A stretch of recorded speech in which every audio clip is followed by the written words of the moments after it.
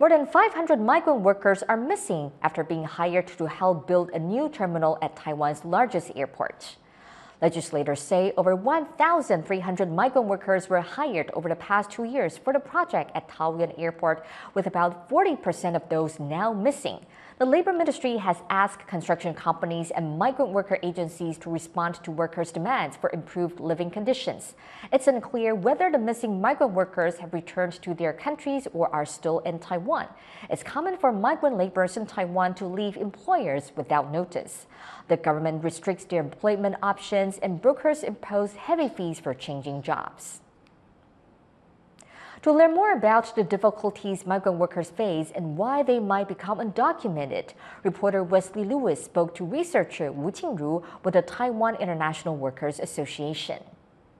The hundreds of migrant workers hired to build a new terminal at Taoyuan Airport remain missing. Why might they have chosen to leave their job and risk being undocumented? As the construction work, usually it's very hard, very difficult, long working hours. And there is no overtime payment.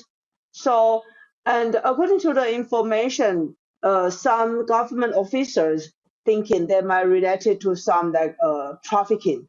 That means labor exploitation. The private broker agency always cause a lot of problem.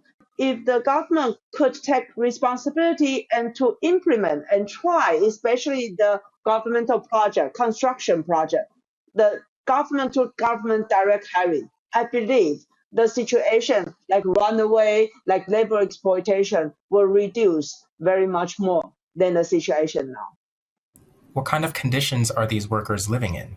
There might be deducted like dormitory fee, food and lodging, as we used to say, food and lodging fee. And also, since it's getting hotter, the air condition might be extra charged. So the long working hour, low payment, and extra charge for this and that fees will be usually not make the situation unbearable. What are the official channels the workers have for settling disputes with their employer? They can try to reach out to 1955, although 1955 doesn't really settle the problem well, but at least that's a channel. Or they can reach out to the NGO, or they can reach out to even policemen. Will this Taoyuan Airport case impact the upcoming migrant worker deal with India? I don't think the working condition in Taiwan is charming enough for them to take the risk to come to Taiwan, where there is no much Indian friends, Indian circle, Indian culture here.